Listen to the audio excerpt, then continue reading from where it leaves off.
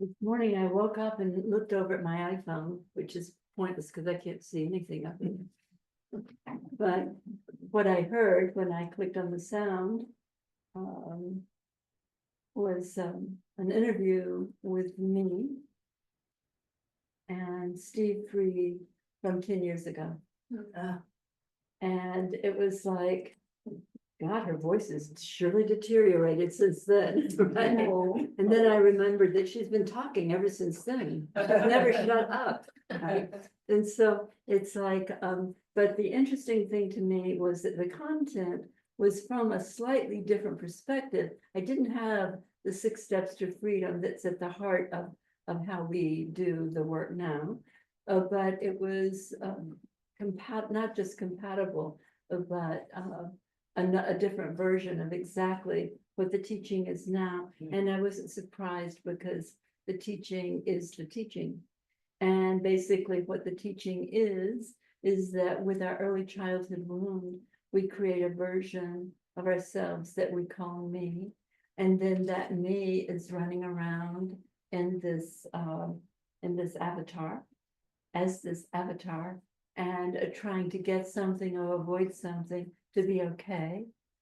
The me was fundamentally created by an experience of rejection or a punishment or a conclusion that was reached in an early experience upon incarnation. And some of those clearly are what we would call past lives. We use a lot of metaphors to just help us point to what our mind cannot grok, because we don't have the multidimensional mind that can make sense of the quantum reality. But we can make these correlations that help us get a handle on what's going on, help us get a handle on a sense of our true nature as awareness.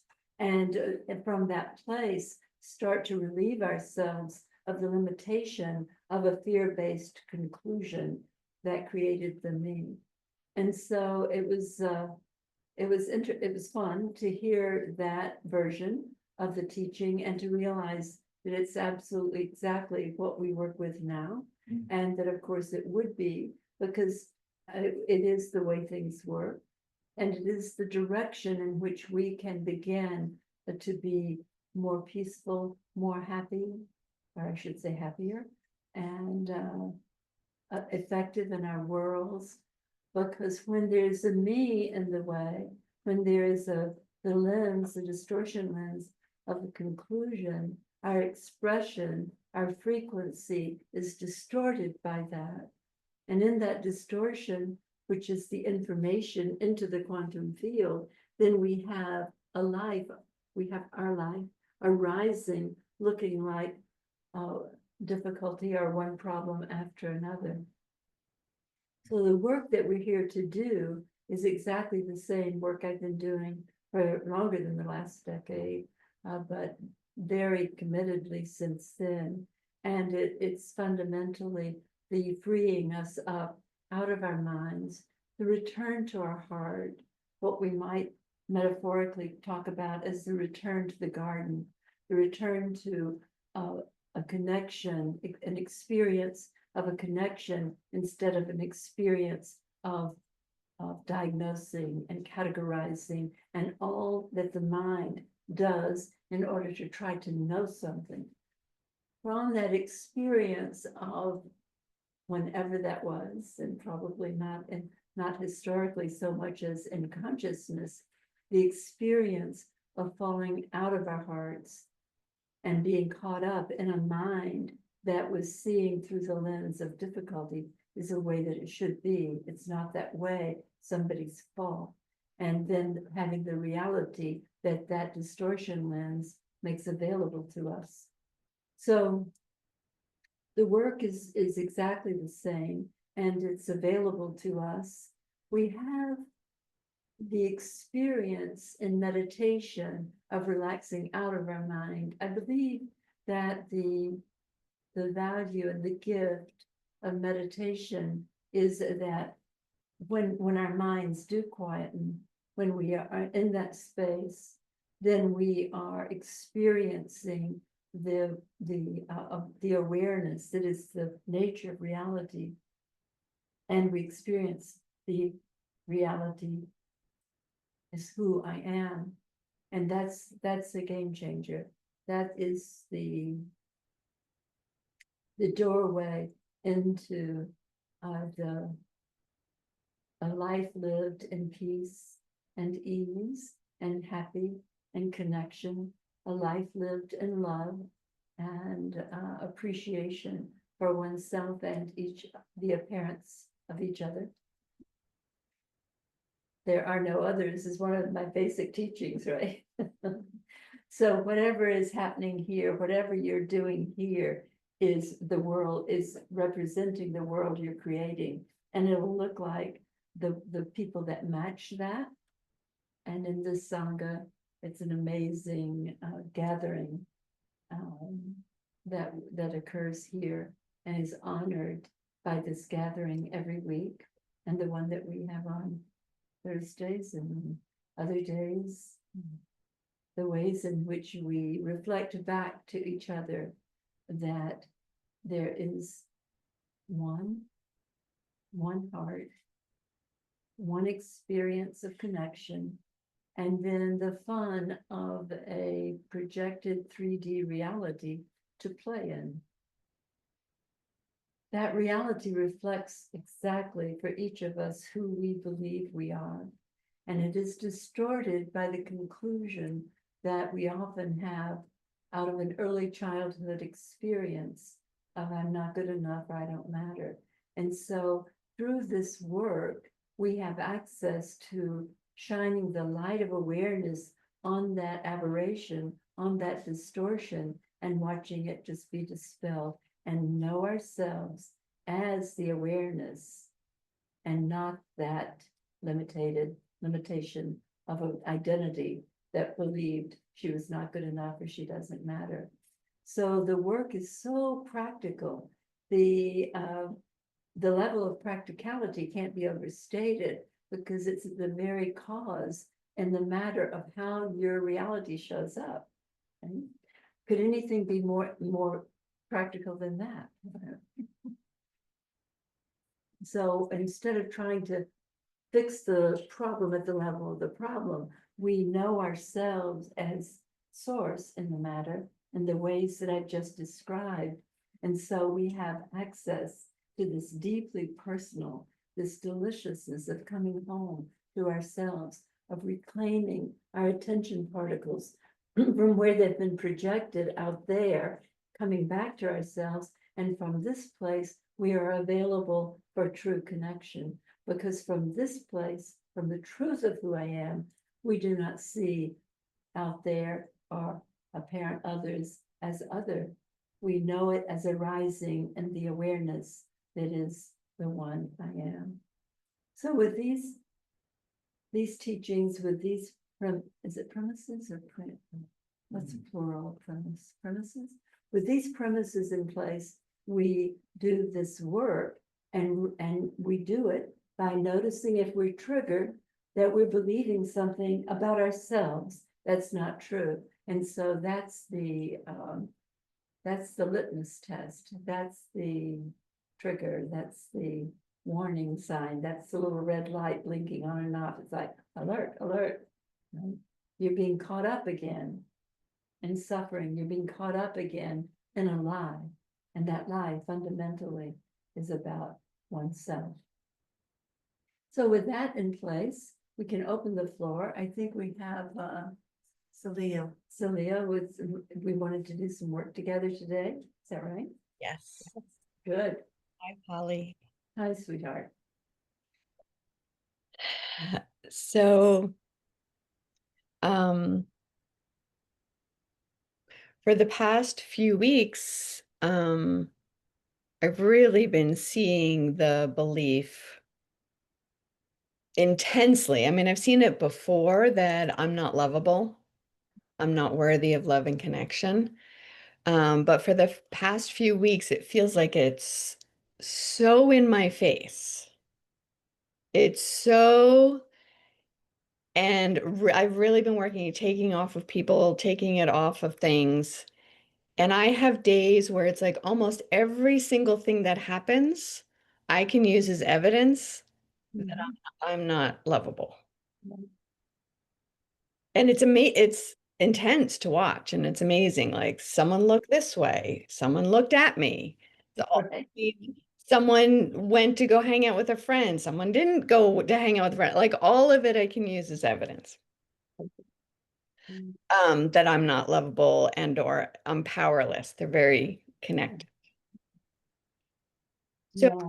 seeing it, being with it, I'm trying to kind of separate from it. And I have moments where I can, and then moments where I'm just seeing it and I'm watching myself torture myself. And a compulsion and an addiction. And I just keep questioning, why am I addicted? Why is it so compelling? And I heard you say a few days ago in some video that the conclusion was created in a fearful mind.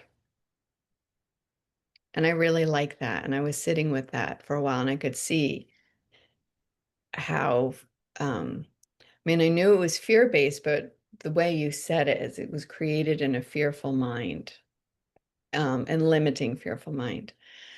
And I could see in the fearful mind that mind also doesn't want to let it go. And that's sort of the attachment addiction. Somehow that fearful mind thinks letting it go is dangerous.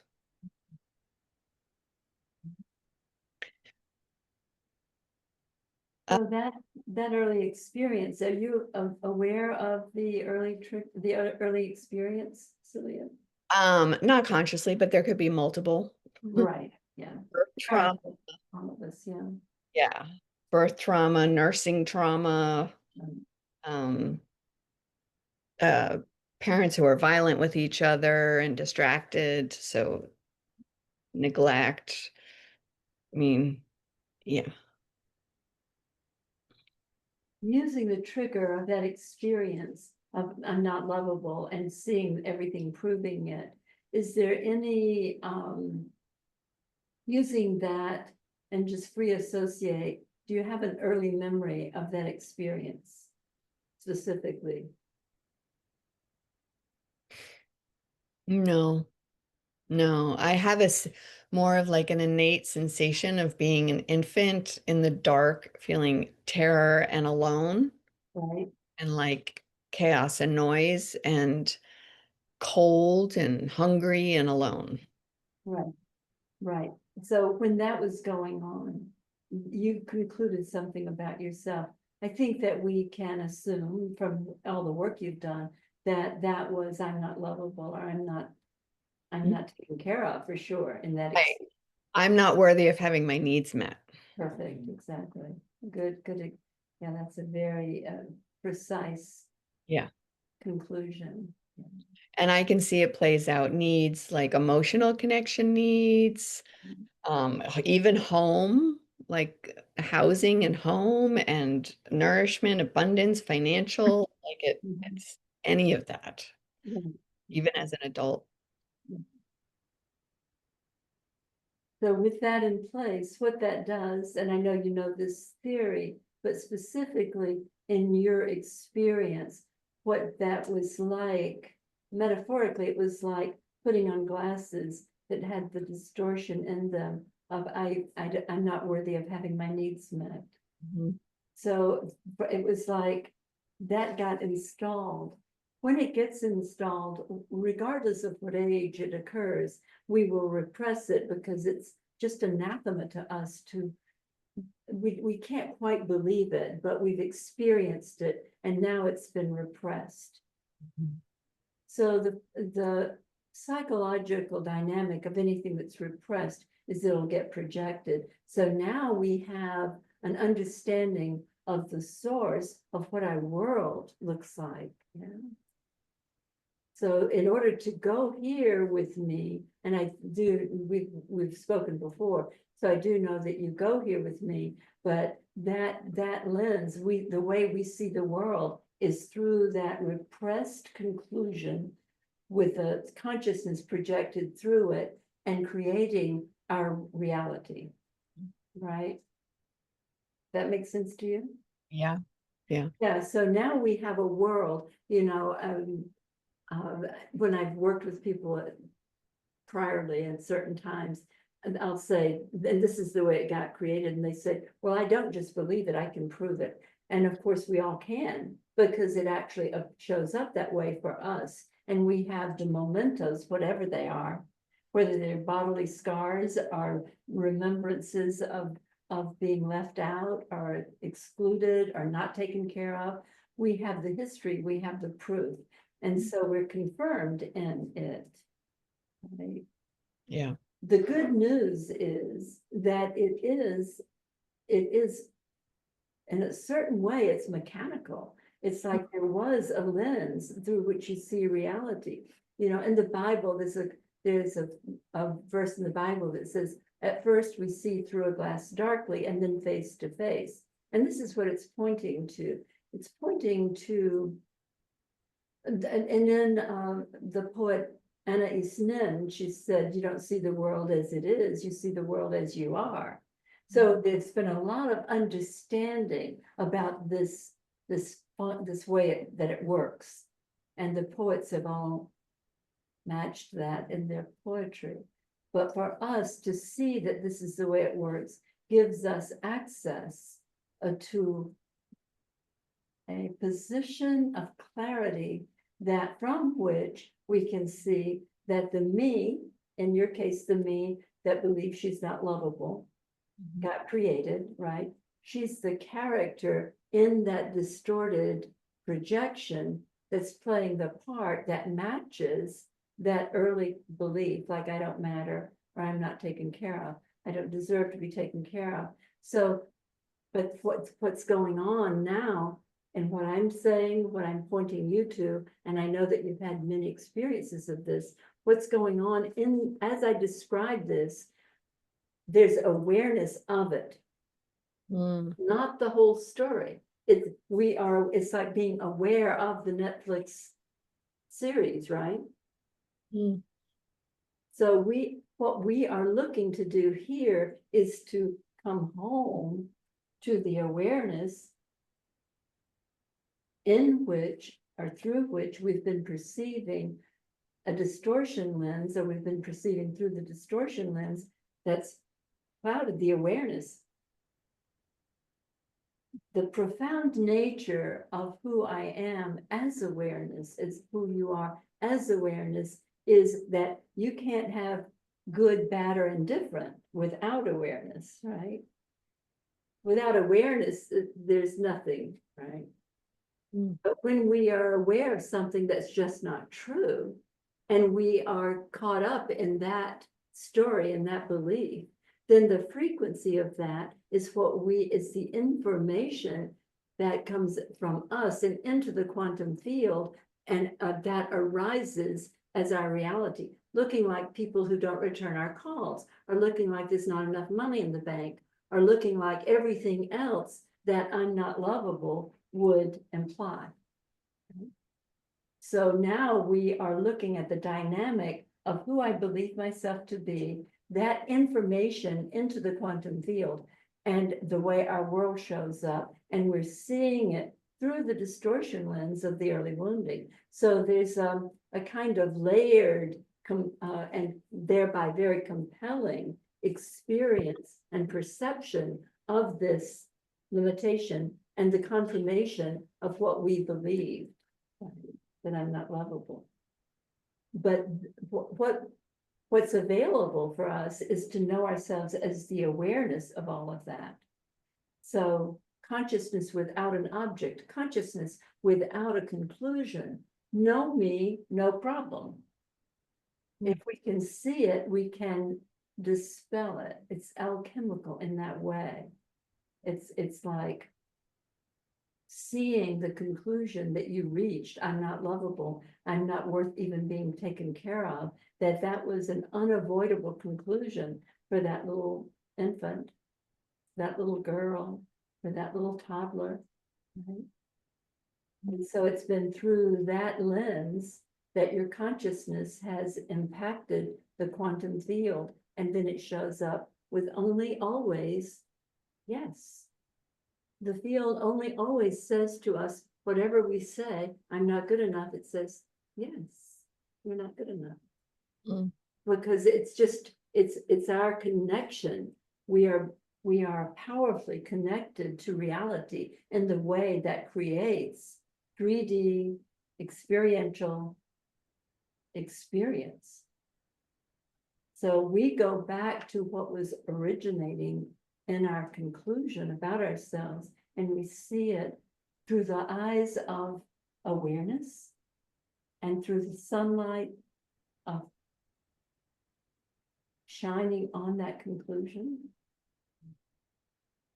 knowing ourselves as the awareness of it, not it. And in that forgiveness, and in our work, the forgiveness is the shining of the light of awareness on the error, on the unavoidable but never true conclusion. I'm not worth being taken care of. I'm not lovable. As we shine on that, right, we can see that it simply is dispelled. It's a clean slate. It's like the lens has been cleaned of the distortion. That's the part that I struggle with, Okay. because I see it and I say, you're not true. You're created from a fearful mind. It's limiting. It's not who I am. Right. And I say that, and I'm starting to feel a little bit of loosening. Mhm. And I don't know if this is part of it, that as I keep reminding myself, I mean, I can spend all day kind of coming in and out. Like I have really hard days where it's just kind of relentless. And I Right. keep going through, you're not real. And I think I can kind of feel it. And then some days I feel like I'm just insane. Right. And Well, then that's, it's got a toehold. It's like I was saying before, it's like, let you don't want to believe this, but let me remind you of your history, right? So it has its way of confirming right, it's not true. right. And I started to feel that it doesn't want to let go. Like there's totally an investment that if you let go, it's scarier Right. somehow. Yeah. Well, that is the position of the me that got created that depends on that conclusion of not being lovable, not being worth taking care of. There is a kind of, I think of it as Gollum, right? It's like, oh, it's over in the corner there. And it's like, don't fuck with me, right? Now, I understand that, but it's you from awareness seeing it, sitting with it, questioning it, right? Mhm. No resistance to it. That too. That's like I do want some resistance because I fall into believing it, but then Right, resistance isn't, then I'm trying to love it and receive it and bring it to my heart, but not identify, and then it gets wonky. right. Yeah, the mind that got caught up in that kind of consternation that you just described it's the best friend of the wound. Um, Just allowing, letting it be. It's just, it's like, how would you be if you were the one that's present with that little Celia? How would you be? Put her on your lap, sit with her, invite the light of awareness to come in. Say to her, I am the one you've been waiting for. Mhm. And I think I finally got some of my resistance is because of the belief that I'm powerless. Right, that's So it right. scares me. Right, right, right. And a couple days ago when I was in a really hard thing, I was like, oh, I'm believing I'm powerless to this. Mhm. That helped soften some of, Good, right. Right. And I was saying to myself, kind of as a mantra, I was walking and I was like, I created you. Right. I'm the one who created you. So I'm the one who can undo. Mhm. But that one that's saying I am, that one is, and it may be another version of the one that is Mm, here. So it's just this allowing, I call it the field of allowing, because it's just like, just let it be what it is, and it loses, it requires our resistance. mhm. The idea that I'm not lovable or I'm not worth taking care of, it requires our resistance to continue to create. The fear and resistance of it. Yeah. I can. Right. Yeah. Yeah. So when we just allow it, it's like, oh, I've always been caught up in, I'm not lovable and I'm not worth being taken care of. I haven't gotten there yet. Well, that's where we want to go. We want Yeah. to go by just feel how nothing it really is, how it was unavoidable, but never true. Right? It was the experience of a 9-month-old baby or a 4-year-old little toddler. Right? And you're the one that's seeing that. And you're the one that in that spacious sense you may have memories of it. They're probably made up. There's no way to conclude that that really happened that way. Mhm. Yeah. And that you concluded out of it that it meant something about you was unavoidable, but it was never, that was not the equation. So it's just, excuse me, it's just an allowing of the spaciousness and the seeing yourself as awareness. I'm the awareness in which this is all showing up. It's like, that's that movie. That's that early part I played. That's the character that's been running this movie of mine, right? But get the experience of how you can view it. You can see it. It's like you wouldn't sit in front of the television at night and watch the Netflix series and believe that it was you and it was your life. And there's an analogy that Rupert Spira uses all the time of King Lear, who's on the stage and he comes off the stage and he's still got his costume on and he goes to his apartment. He's still worried about his 3 daughters and the war with France, right? So we don't get caught up in what we're looking at out here, and we do get caught up in it, but we don't have to. We can back out. It's like coming home, back out, see what it is. It's like, Moment like that's a yeah, character that's suit. right. And Yeah, I was, trying to peel the suit off. right. You're a character. It's just a suit. Yeah. Getting a little bit of feel of that. Right. Well, what it gives you is just a perspective, right? So that you're not totally had by it. Or you don't totally identify, just a little bit of movement starts to be because it's in the direction of what's true. That's much more potent than anything we can make up. Mm. What's true about you is that you are the awake awareness incarnating through this human design, this astrology, this vehicle, and you are free to experience reality, the 3D reality. Mhm. The creation of an identity that has created the distortion field through which, the slippery slope here is that when that got installed, then that's informing the way your reality shows up. That's why it's so compelling. So we need to be kind to ourselves about this. We didn't make it up out of whole cloth. Shit really happened, right? Yeah, so the softening and allowing and putting that little Celia on your lap with your arm around her and say, yeah, it's been quite a ride. Yeah, but I'm here now. Mm. I am the one you've been waiting for. The light of that awareness with you. We've self-rejected so much, and we've been so programmed to believe that we had to be good and we had to be right and we had to be constructive and participative and all of this. None of that's true. We already are everything. I am the awareness in which realities arise. And to allow the mind to soften and the coming home to your own heart, right?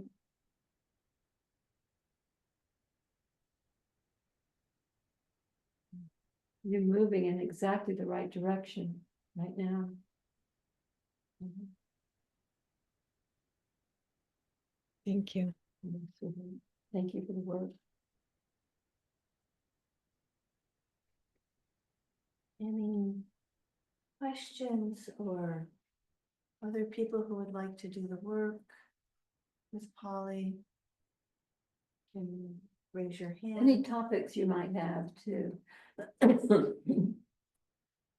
Yeah, I mean, I'm sort of reflecting on an interesting experience I had the other day when I was out swimming and I miscalculated my landing and I landed on some rocks.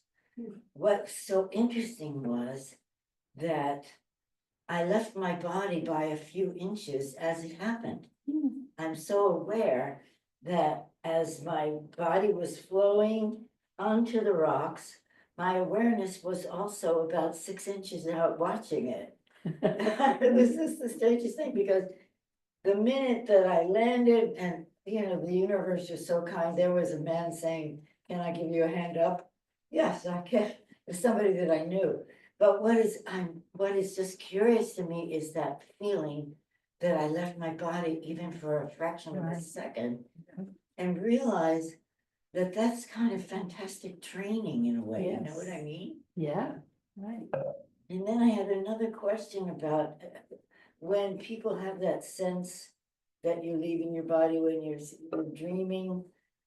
Are you looking up or are you looking down on your body? So these are just the curious things I've been wondering about since then. What do you think? Yeah, well, there's a lot of information about what we would call near-death experiences or out-of-body experiences on YouTube now.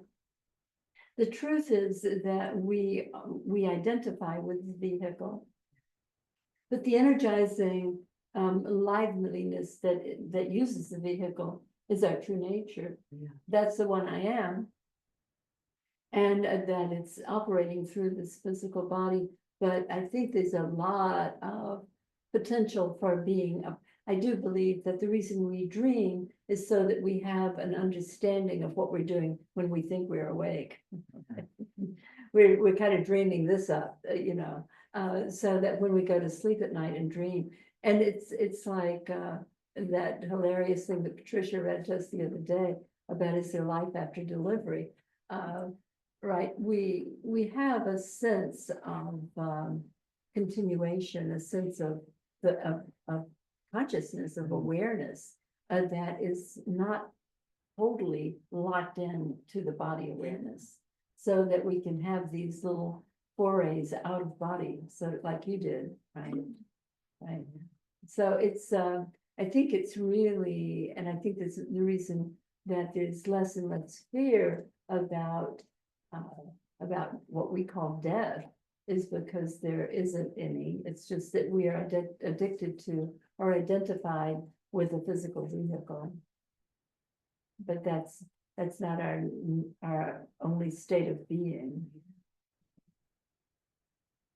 Practice. Yeah. Yeah, Lena and then Nina after.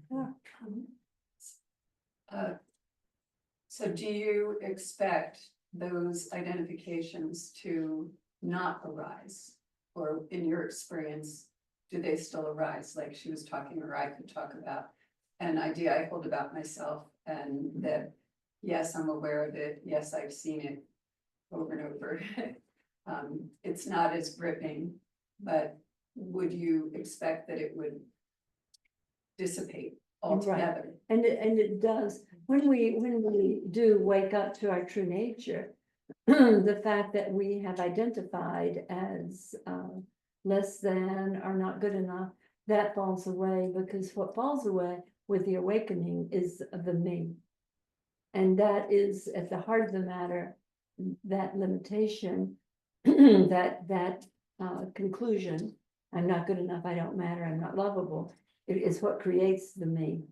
And so that is what falls away when we come home to our true nature and acknowledge that this is the operating system, the vehicle through which I am in a 3D reality, but the freedom that comes from no longer being in fear, because that's what falls away is the fear, because it was the fear that created the conclusion, I don't matter, I'm not good enough. In its experience with the body incarnated, looking like I'm not going to get fed on time or nobody's going to take care of me.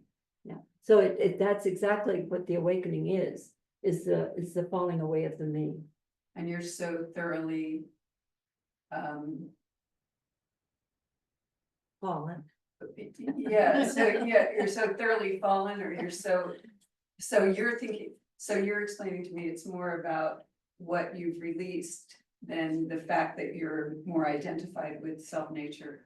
Oh, absolutely. Well, it's a matter, I think it was the Meister Eckhart, the medieval mystic, who said, waking up, this is not exactly what he said, that's my favorite. Waking up is a matter of subtraction, right? It's letting go of everything that's not true, and there you are, right? And then I don't, thank you, I don't know the term, the quantum field.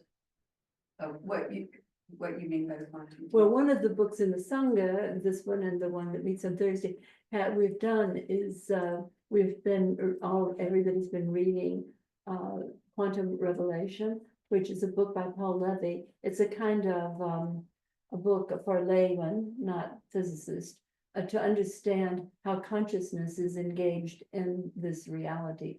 That was first realized in what they call the double slit experiment, when they realized that the scientist, when he was measuring a light wave, it collapsed into a materiality, into a photon.